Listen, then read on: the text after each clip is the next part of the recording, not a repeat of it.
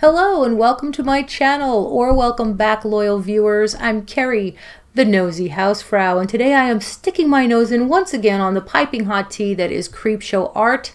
Hopefully you won't hear too much noise from the foster kittens in my room. I do have 3 here right now. I'm big on fostering cats, if you know me, and their names are Like, Subscribe, and the other one is called Hit That Notification Bell so you can be alerted about future videos. But we just call her Hit That Notification Bell because the rest would seem silly. So hit that notification bell, get that out of your mouth. Okay, anyway, a lot has happened in the week that Creepshow art has been gone. And after my last video, I had a random thought during the day. I don't know, I might have been doing the rare chore or something, but this occurred to me and I tweeted out, now that I think about it, Creepshow art may have had warning from LolCow that they were going to expose her. She may have even invented the minor surgical procedure to account for being gone. She certainly made tracks on social media right before the fallout. Thoughts? Anyway, I was exactly spot on, and it should have occurred to me much sooner because of all of the other things that had happened, the big long, community post, and I might lose friends, but that's okay. And actually, that did get confirmed. A couple of new things occurred to me, actually. One was, in her long community post, the thing that ultimately buried her was her claim of her IP being spoofed. A lot of people knew that was near impossible given that our IP addresses change frequently, like every 6 months or so. And although that part stood out pretty quickly, one thing was nagging at me. I couldn't figure out what it was, and I was finally able to put my finger on it. Shannon is the only person who had no questions about that. She never even speculated about all of the possibilities her supporters were considering. She had one explanation and she stuck with it. And that really should have stuck out to me as a red flag because, shameless plug, I do a crime podcast with my friend Dee, aka Dee Vida on YouTube, links below. Something that comes up very often in crime is that the guilty party never asks questions. For example, a spouse that learns their spouse has been killed will tip the cops off if they don't even ask how, when the cops tell them they've been killed. And that happens. Now, I'm not comparing Shannon to a murderer by any means, but being that she seems so guilty of heinous acts and has disappeared, it makes me wonder why she herself had no questions. She seemed to know exactly what happened. That was her story, and she was sticking to it. That in the last couple of days, even worse, it's become clear that she didn't even confide in her closest friends. In all of these videos that are coming out from people who knew her well, she's stonewalling them, the very people who would believe her if she said she had no idea what was going on. If you've ever been in a situation where you are accused of something you did not do, or could potentially be accused of something you did not do, I know I've been there a time or two, probably most of us have, you may relate to the feeling that somehow, in some way, the truth will come out. You turn to the people you trust who care about you and you say, the truth has to come out. You work together to solve this mystery. They ask you questions and you walk through it together to get to the bottom of it.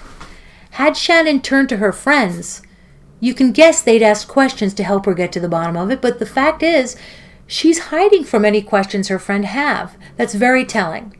Moreover, if you have this many people considering you guilty and you're not, you would be eager to be understood.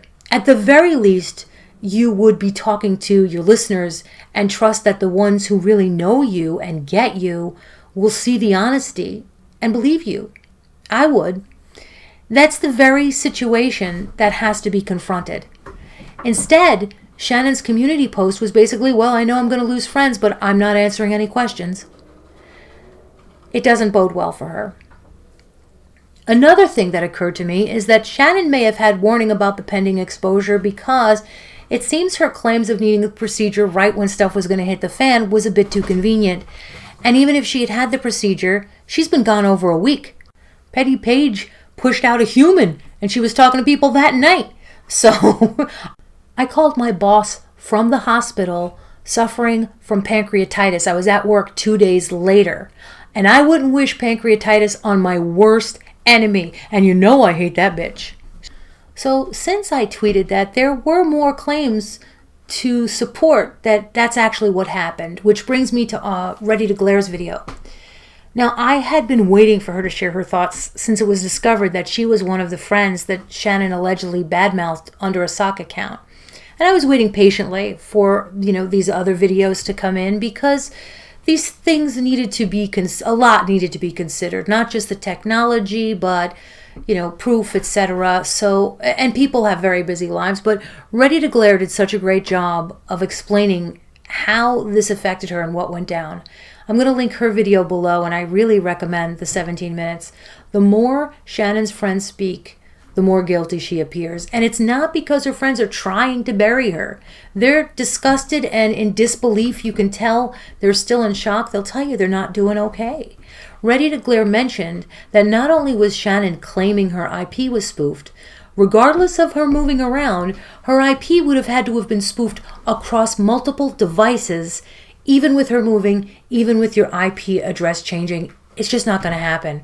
And it's been heartbreaking for her friends. And it's heartbreaking to see them, her and Tehmimi, which I'll get into, they trusted her.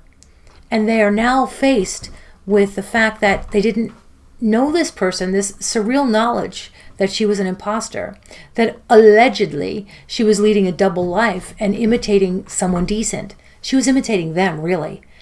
Ready to Glare did a decent thing and checked on Shannon when all of this went down, because even though she felt betrayed, she knew that Shannon was getting a landslide of hate and she was afraid for her. This is how unworthy Shannon is of these people. And I really feel for Ready to Glare because she's had a traumatic experience with someone before, and that's in her video, which I'll link below. But she really didn't deserve this. And still, you could tell she was not just mudslinging. She was just saying what happened. So Tehmimi's video just came out, and I was really anticipating that one too. It's called I Do Not Believe Creepshow Art. And she also validated my thought about Shannon preparing for this fallout, because she noticed that not only did Shannon remove a ton of content, she did it about 3 days before all of this went down. Ready to Glare said, a couple of days before everything came out, Shannon sent roses to her house. So there Ready to Glare was, wondering if she was bad-mouthing her about these sites and everything, and she sends her a random bouquet. Tehmimi also discovered, in comparing notes with other people that Shannon used to talk to, that Shannon had given each one of them a different story about her being on lolcow. She told one person she had lolcow on block. She told another one she was on there but only to look for one situation that she was following. And then Tehmimi showed messages between them where Shannon told her she only goes on lolcow to see what people are saying about her. Now, normally I'd say expressing something differently to different people at different times isn't in and of itself very damning.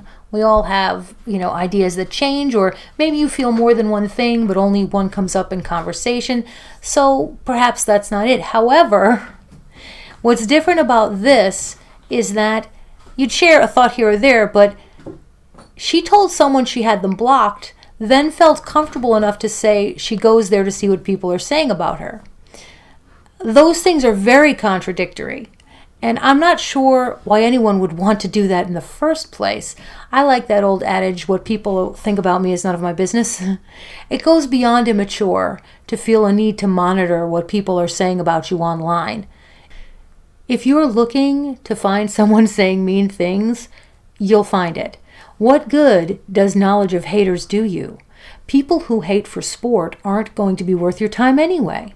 They are basement-dwelling mouth breathers whose opinion should mean less than nothing to you.